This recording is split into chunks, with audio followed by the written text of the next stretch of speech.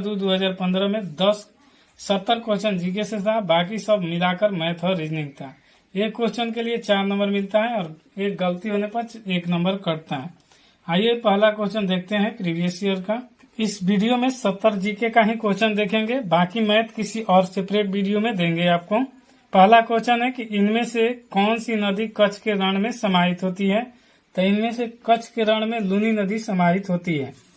दूसरा कह रहा है कि नरेगा योजना के खर्च केंद्र और राज्य के किस अनुपात में वहन किया जाता है? तो ये केंद्र और राज्य का 90 और 10 अनुपात में किया जाता है, जिसमें 90 केंद्र का रहता है और 10% राज्य का रहता है।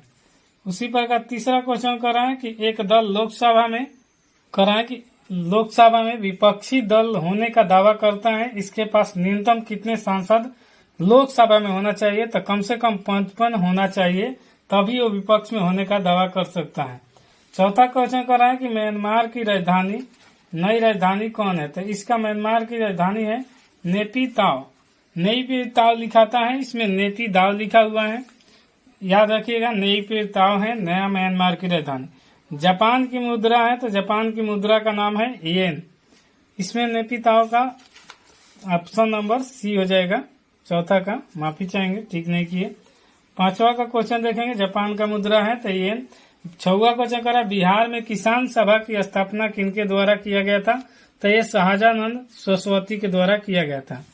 उसके बाद कर रहे हैं 7 नंबर क्वेश्चन कि राष्ट्रीय प्रतीक के संबंध में नीचे दिए गए कथनों में कौन सा कथन सही नहीं है? या इसमें सही नहीं है पूछा गया है।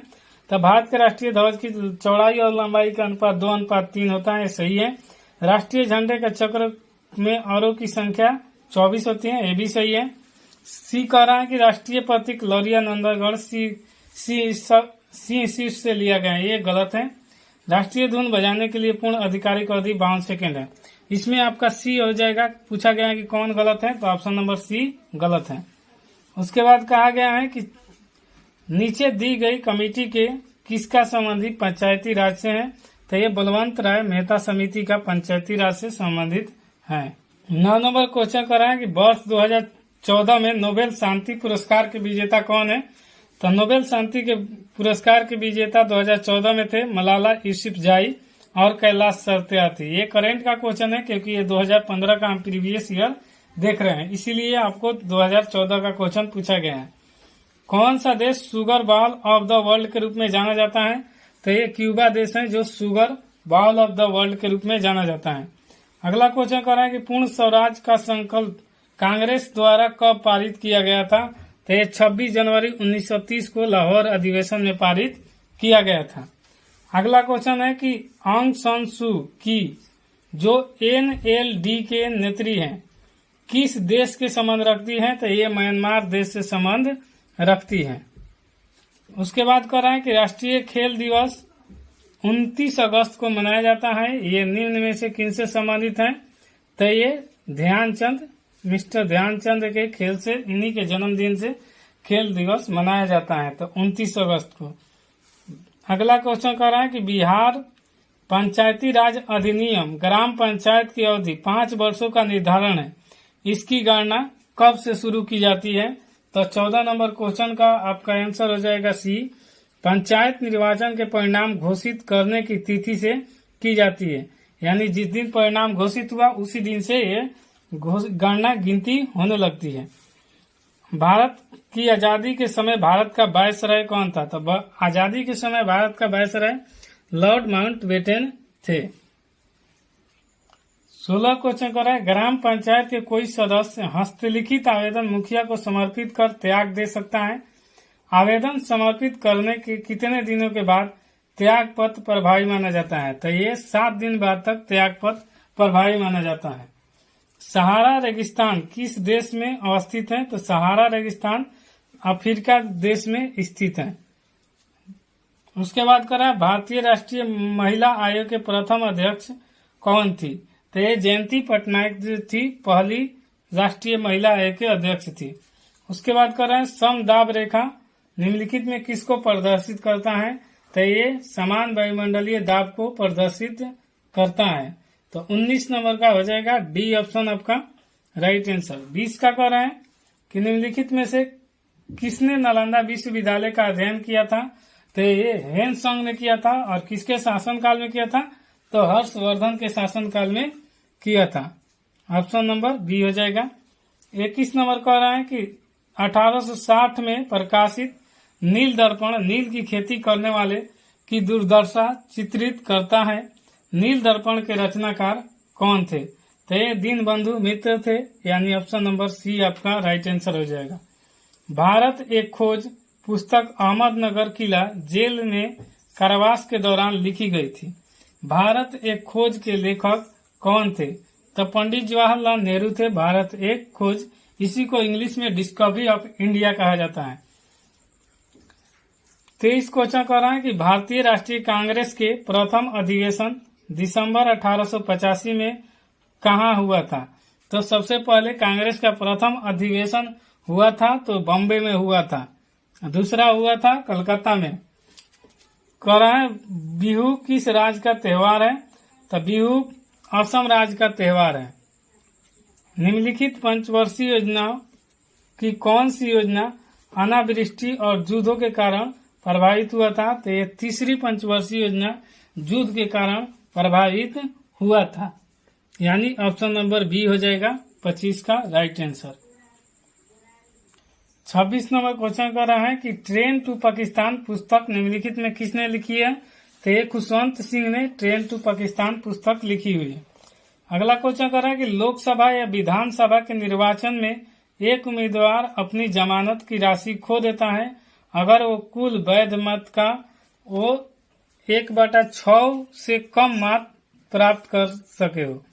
यानी लोकसभा या विधानसभा में आपको उम्मीदवार की जमानत राशि तभी खो देंगे, नहीं रहेगा, जब 1/6 से आपको कम वोट मिला हो।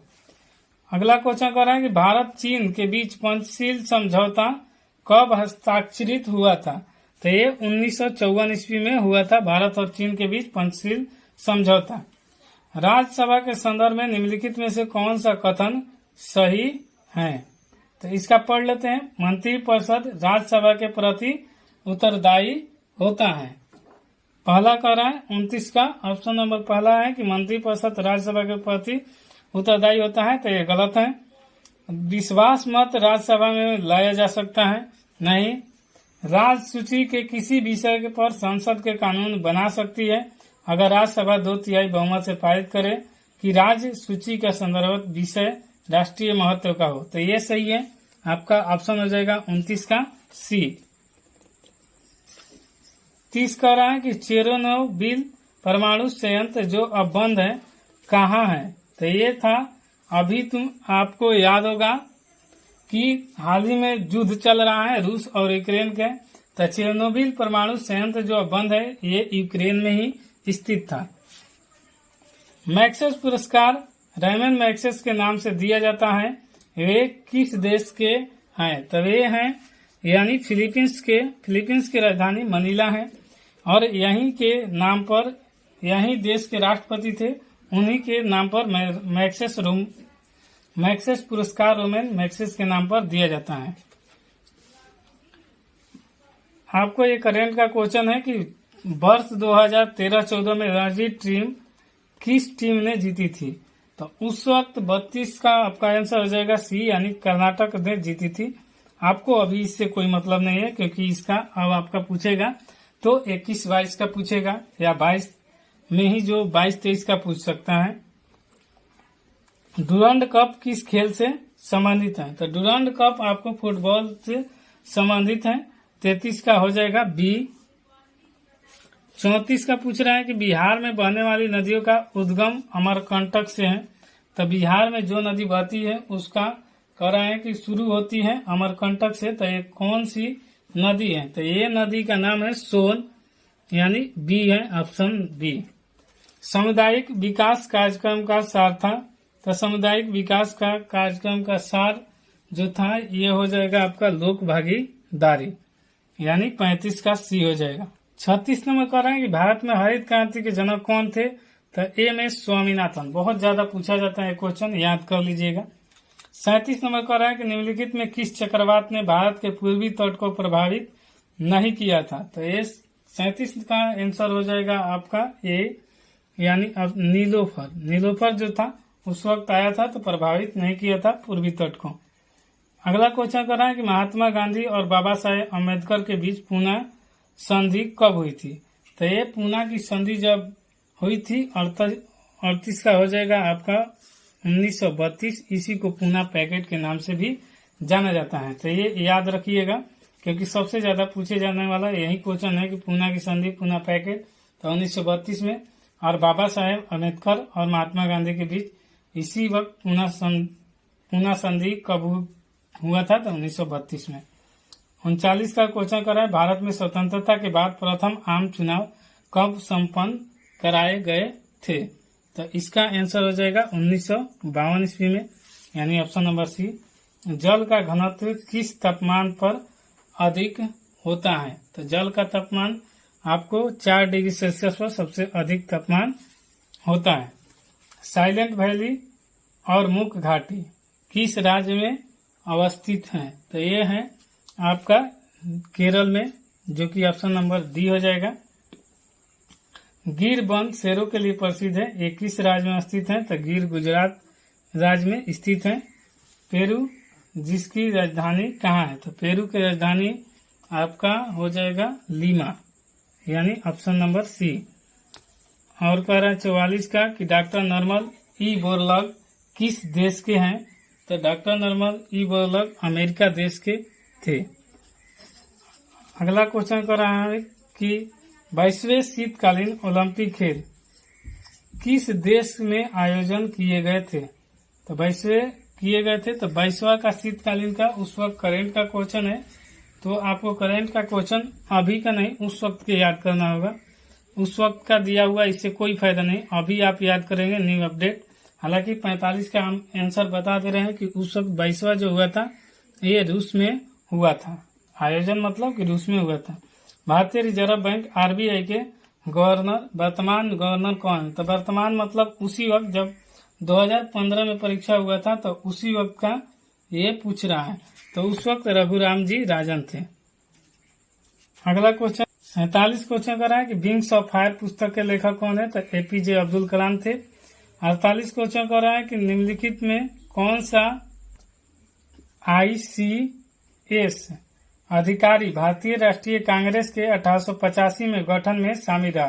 तो ये AO हामू थे उस वक्त। गोवा किस नदी में पर अवस्थित है।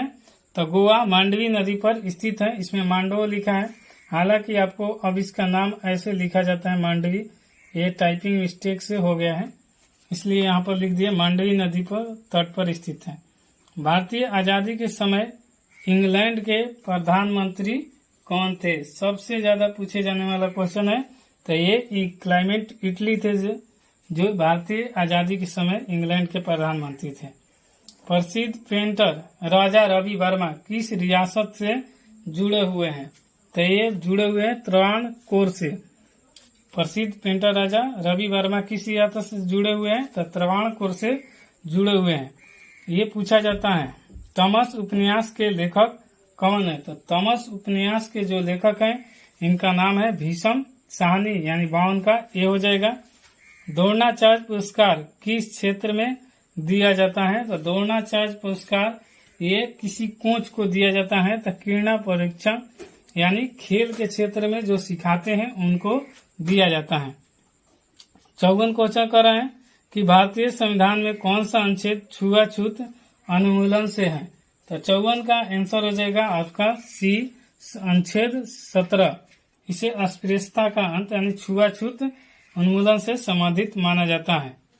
अगला क्वेश्चन कर रहा है कि संयुक्त राष्ट्र संघ का गठन किस वर्ष हुआ था। तो 1945 में संयुक्त राष्ट्र संघ का गठन हुआ था।